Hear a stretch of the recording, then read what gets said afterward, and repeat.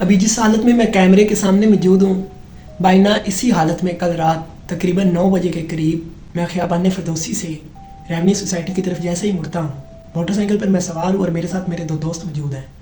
تو پولیس اہلکار مجھے رکنے کا اشارہ کرتے ہیں۔ میں دوست کو کہتا ہوں کہ ذرا بائک سائڈ پہ لگا دو۔ دوست میرا بائک روکتا ہے تو پولیس اہلکار ہمارے قریب آ جاتے ہیں اور ہمیں تلاشی دینے کا کہتے ہیں۔ ہم تینوں کی جامع تلاشی ہوتی ہے، لیکن میرے ساتھ رویہ ذرا تضحیک امیز ہوتا ہے۔ اب اس رویے کی سمجھ تو مجھے فوراً آ گئی تھی، کیونکہ یہ رویہ میں پچھلے کوئی 7 سالوں سے لاہور میں فیس کر رہا ہوں۔ میری عادت ہے کہ میں اکثر اسی طرح حالت میں ہوتا ہوں، مطلب میری شیپ بڑی ہوئی ہے اور سردیوں کے دنوں میں میرے اوپر اسی طرح چادر اوڑھی ہوتی ہے۔ تو اسی رویے کی وجہ سے جہاں پہ تلاشی نہ دینے کا سوال ہو وہاں پہ تلاشی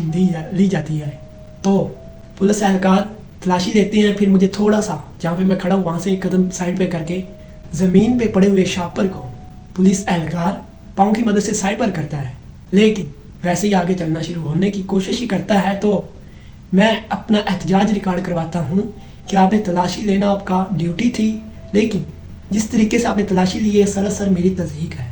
میرے الفاظ ہوتے ہیں کہ میں کوئی منشیات فروش نہیں ہوں، میرے اوپر محض ایک چادر آپ نے اوڑھی دیکھی ہے تو آپ لوگوں نے تلاشی لینے کا جو رویہ اپنایا ہے یہ سراسر غلط ہے۔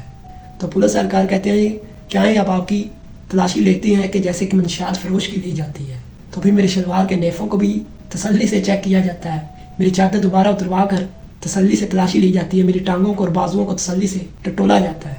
لیکن نہ تو کچھ ایسی چیز تھی میرے پاس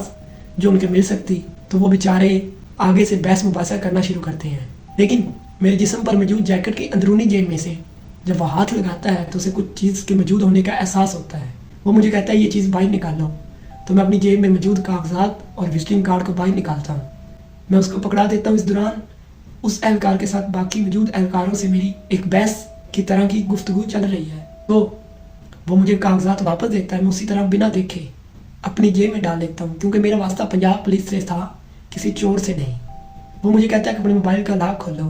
تو میں اسے کہتا ہوں کہ میرے موبائل کا پاسورڈ لینے یا اس کو ٹٹولنے کا آپ کے پاس کوئی اختیار نہیں ہے۔ تو کہتا نہیں لاک کھولو۔ میں کہتا ہوں لاک کھول دیا، چلے آپ آگے بتائیں۔ تو مجھے کوڈ ڈائل کرنے کا کہتا ہے جس سے میرا آئی ڈی کارڈ کا نمبر پتہ چل سکے، تو میں اسے وہ نمبر کارڈ دکھاتا ہوں۔ وہ اپنے موبائل میں موجود اپلیکیشن کے ذریعے میرا ڈیٹا چیک کرتا ہے، اسے کچھ نہیں ملتا، تو مجھے جانے کو کہا جاتا ہے۔ جب تھوڑی دیر بعد، کوئی تقریباً آدھے گھنٹے بعد مجھے یہ واقعہ دوبارہ ذہن میں تازہ ہوتا ہے، تو میں اپنی جیب میں دیکھتا ہوں تو میری جیب میں کاغذات اور وزٹنگ کارڈ تو موجود ہیں، لیکن اس کاغذات کے درمیان جو 1150 روپے رکھے ہوئے تھے وہ غائب ہیں۔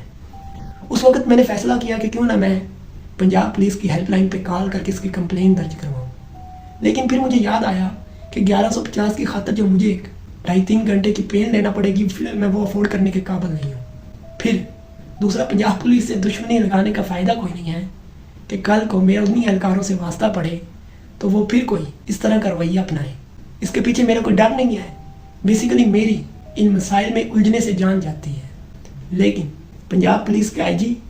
عثمان صاحب کا دعویٰ ہے کہ انہوں نے اپنے ادارے میں ریفارم کر دی ہیں اور بڑے انقلابی اقدامات کر دیے ہیں،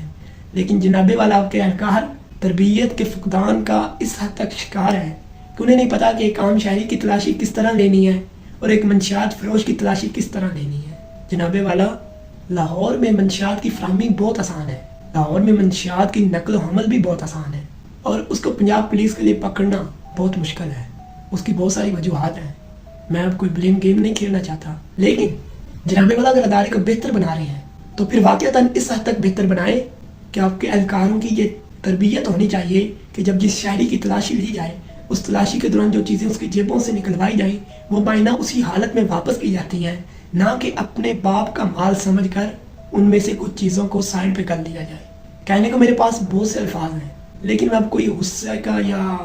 سانپ کے گزر جانے کے بعد لکیر کو پیٹنا نہیں چاہتا۔ بس اس ویڈیو کے ذریعے ایک بات آن دا ریکارڈ لانا چاہتا ہوں جو میرے ساتھ بیت چکا ہے، اور نہ جانے ایسا روز صرف لاہور شہر میں کئی لوگوں کے ساتھ ہوتا ہوں، کیونکہ اکثر ناکوں پہ رشوت طلب کرنا تو معمول سی بات ہے،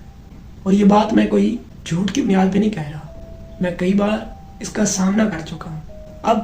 میرے ساتھ یہ رویہ کیوں پیش آیا؟ کیونکہ میری داڑھی بڑی ہوئی تھی اور میرے جسم پہ یہ چادر تھی سردی کی موسم کی وجہ سے۔ جناب والا، میں پنجاب کا رہنے والا ہوں، यहाँ का कल्चर है कि सर्दियों में आप अपने आप को सर्दी से महफूज करने के लिए चादर ओढ़ लेते हैं, लेकिन इसका मतलब ये नहीं कि आप मेरे हुलिये को देख के मेरे साथ तज़हीक अमेज़ रवैया अपनाएं। अगर मुझे मेरे पहनावे की वजह से इस तरह की तज़हीक का सामना करना पड़ा तो शायद किसी दिन मैं अपने गुस्से और सब्र पे काबू ना रख सकूं और तलाशी लेने वाले एहलकारों से बाहम दस्ते गिरबां हो जाऊं, तो जो मेरे लिए भी सूदमंद बात नहीं होगी और ना ही उन एहलकारों के लिए। लेकिन जब मेरा सब्र और गुस्सा जवाब दे गया